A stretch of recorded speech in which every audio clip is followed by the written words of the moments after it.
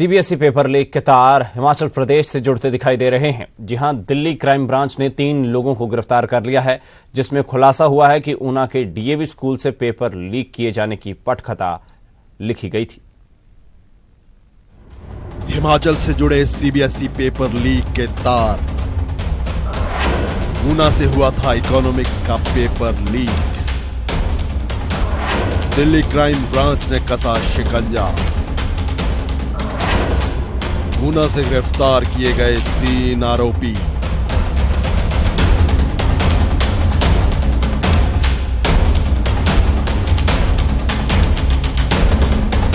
CBSE paper leak मामले की जांच कर रही दिल्ली की क्राइम ब्रांच ने 12वीं के इकोनॉमिक्स के हैंड रिटन पेपर लीक मामले को सुलझा लिया है। पेपर लीक के तार हिमाचल के ऊना से जुड़े निकले।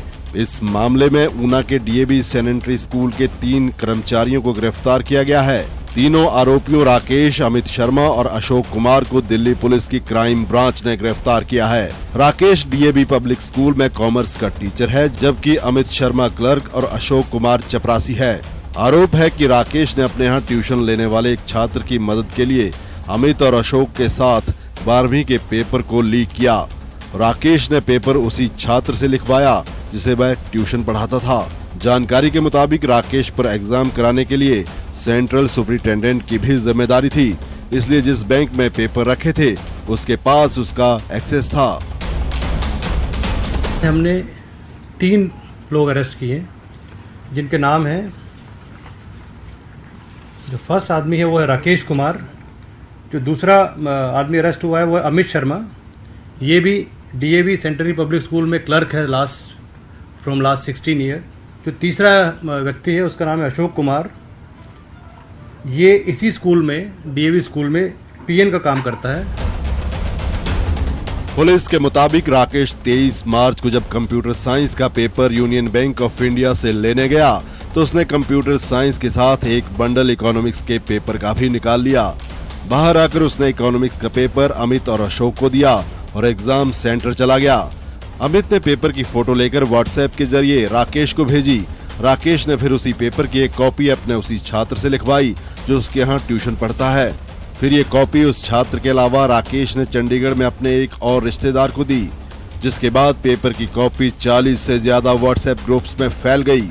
इसका फायदा कई छात्रों को मिला। ये पेपर 26 मार्च को हुआ था, जो अब दोबारा होगा।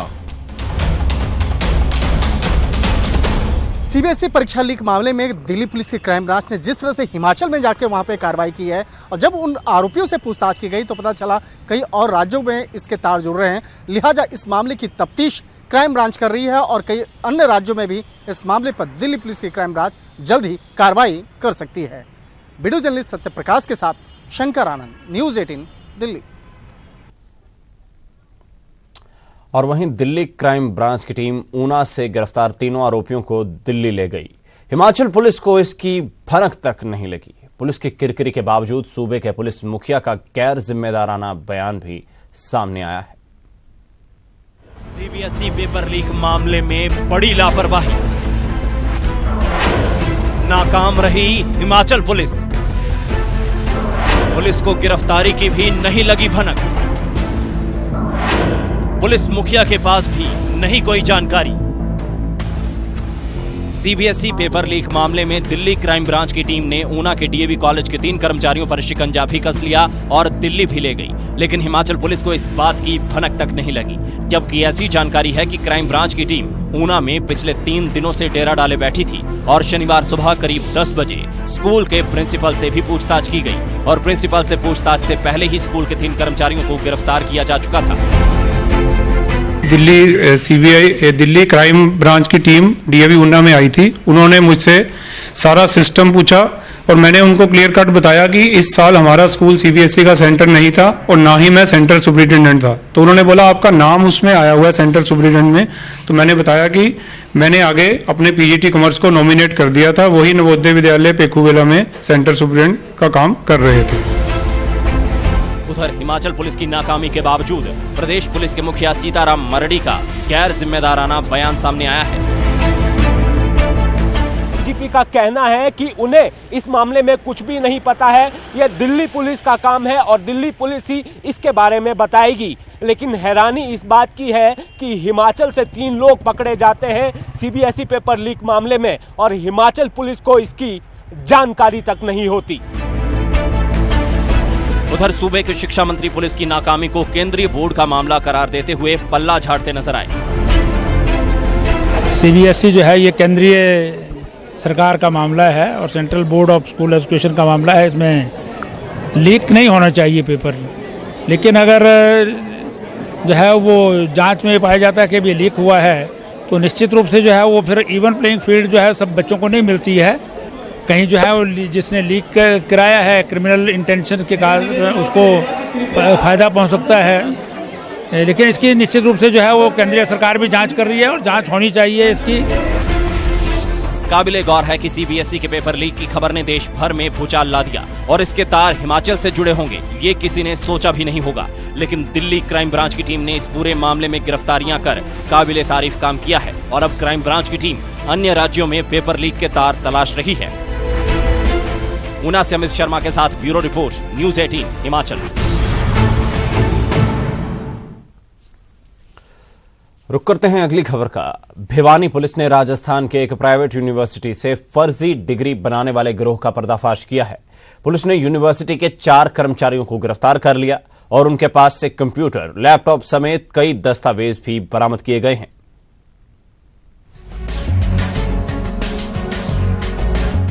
पुलिस की गिरफ्त में आए ये चारों आरोपी राजस्थान के चूरू के एक प्राइवेट यूनिवर्सिटी के कर्मचारी हैं।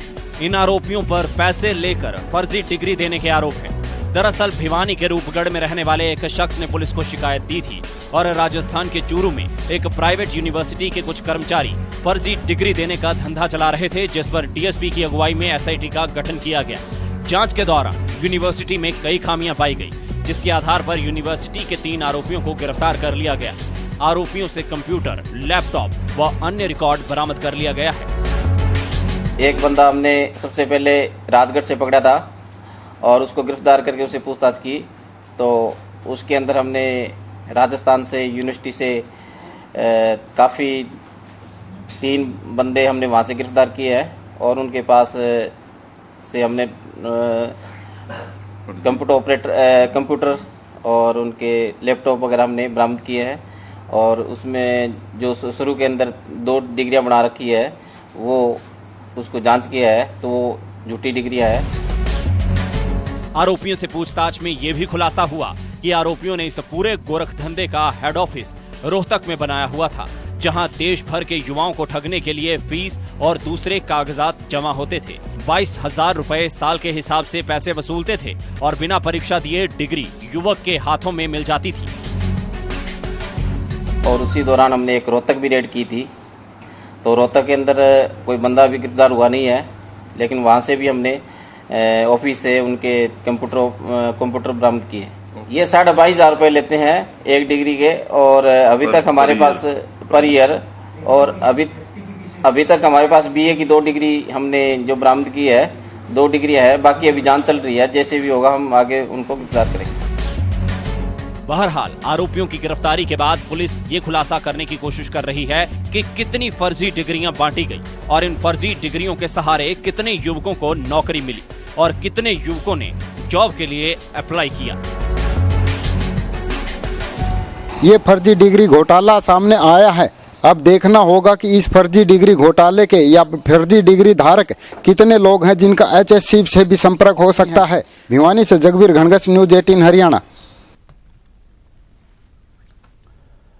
गोहाना के खंदराई गांव में पेयजल समस्या से परेशान गांव की महिलाओं ने ट्यूबवेल ऑपरेटर की जमकर पिटाई कर डाली।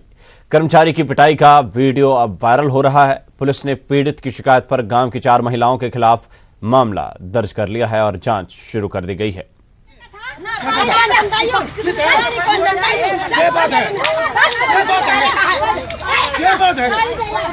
सोशल मीडिया पर वायरल हो रहा पिटाई का ये वीडियो गोहाना के खंदराई गांव का है, जहां पेयजल समस्या से परेशान होकर महिलाओं ने ट्यूबवेल पर काम करने वाले कर्मचारी की पिटाई कर दी। दरअसल गांव में कई दिनों से पानी की समस्या बनी हुई है। जब महिलाओं ने पानी को बहाल करने की मांग की तो इसी बीच उनकी कर्मचारी से बहस हो गई। बात इतनी बढ़ गई कि महिलाओं का गुस्सा सातवें आसमान पर पहुंच गया और फिर महिलाओं ने आओ देखा न ताओ कर्मचारी पर थप्पड़ बरसा दिए। पानी आड़े मुन्ने लेकर वो आई थी, मैं बोला 5 बिजली नहीं आती और 5 पानी आओगा तो मैं छोड़ दूंगा, 5 पानी नहीं आओगा तो मैं कितने छोड़ू, ये कंधे मारने लगे। अच्छा, तो आपने कंप्लेंट दी है? कंप्लेंट दी थाने में? दे दी। कितनी महिलाओं के खिलाफ? मैंने पिटन वाली दी 3-4 के और लिखवाई है ना। पीड़ित कर्मचारी ताराचंद ने इसकी शिकायत पुलिस को दे दी है। पुलिस ने पीड़ित की शिकायत पर मामला दर्ज कर आरोपी महिलाओं की तलाश शुरू कर दी है। हाँ, एक वाटर सप्लाई का जो ना हेल्पर है, ट्यूबवेल पर रहता है, बूस्टर सरकारी बूस्टर है वहाँ लगा हुआ, तो उसके साथ मारपिटाई करी 4 महिलाएं और वो बेचारा बचता दूर तक भाग रहा है, लेकिन उसको छोड़ नहीं रही वो। हमने उसके जो ना मुकदमा दर्ज कर दिया उसकी शिकायत पे 4 महिलाओं के खिलाफ। गर्मी शुरू होते ही हर जगह पानी के लिए मारामारी हो रही है, लेकिन अगर इसी तरह पानी का संकट गहराता रहा तो इसका क्या नतीजा हो सकता है, ये इन तस्वीरों को देखकर अंदाजा लगाया जा सकता है।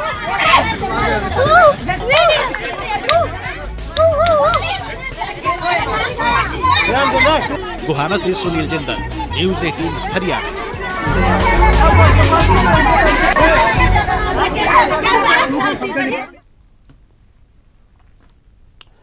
वहीं रेवाड़ी और राजस्थान पुलिस को उस वक्त बड़ी सफलता हाथ लगी जब ज्वाइंट ऑपरेशन चलाकर पुलिस ने राजस्थान के एक इनामी बदमाश को गिरफ्तार कर लिया। हालांकि बदमाशों की फायरिंग में एक पुलिसकर्मी भी घायल हो गया। कैसे हुआ ये सब, आइए आपको दिखाते हैं एक रिपोर्ट के जरिए।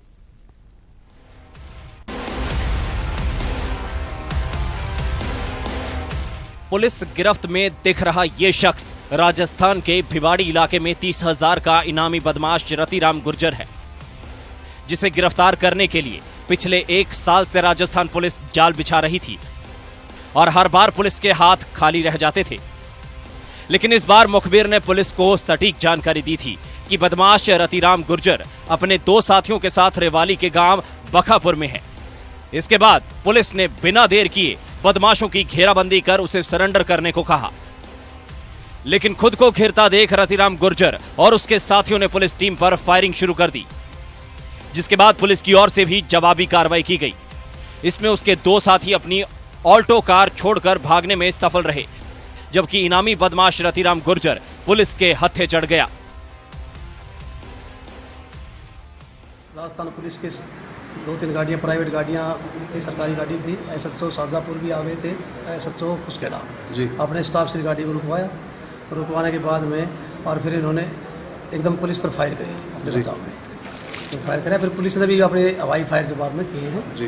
फिर उन्होंने गाड़ी बैक करके आगे पीछे मिट्टी का टिक्कर पड़ा था, मिट्टी में जाए गाड़ी फंस गई। ये मौके से 3 आदमी भाग गए। इसने अपने हाथ में जो कट्टा यूज किया था वो गाड़ी के पास ही फेंक दिया जिससे फायर किया था। 2 आदमी दूसरी दिशा में चले गए, इसको भागते हुए काबू कर। बता दें कि बदमाशों के साथ हुई इस मुठभेड़ में एक पुलिस का जवान भी घायल हो गया है, जिसका फिलहाल अस्पताल में इलाज जारी है। रेवाड़ी से न्यूज़ 18 हरियाणा के लिए ब्यूरो रिपोर्ट, न्यूज़ 18 हरियाणा।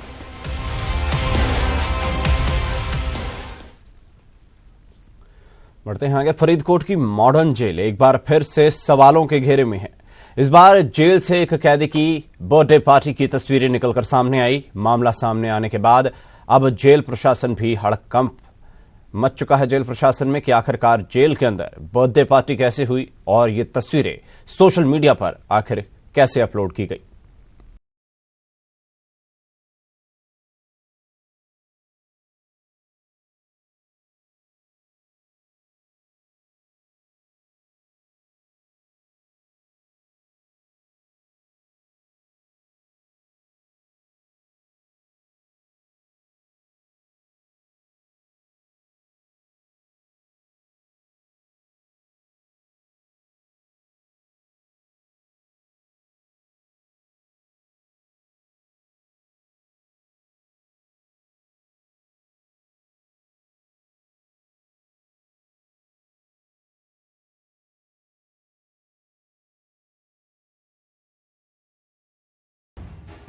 ਇਹ ਸਾਨੂੰ ਸੂਚਨਾ ਮਿਲੀ ਸੀ ਕਿ ਗੈਂਗਸਟਰ ਭੋਲਾ ਸ਼ੂਟਰ ਤੇ ਉਹਦੇ ਸਾਥੀ ਜਿਹਦੇ ਵਿੱਚ ਪਰਮਪਾਲ ਉਰਫ ਪਾਲਾ ਵੀ ਸ਼ਾਮਿਲ ਹੈ, ਇਹਨਾਂ ਨੇ ਇਹਦਾ ਬਰਥਡੇ ਸੈਲੀਬ੍ਰੇਟ ਕੀਤਾ ਜੇਲ੍ਹ ਪ੍ਰਮਾਈਸਿਸ ਦੇ ਵਿੱਚ ਤੇ ਉੱਥੋਂ ਫੋਟੋ ਖਿੱਚ ਕੇ ਤੇ ਸੋਸ਼ਲ ਮੀਡੀਆ ਤੇ ਪਾਈ ਹੈ, ਜਿਹੜੀ ਵਾਇਰਲ ਹੋ ਚੁੱਕੀ ਸੀ।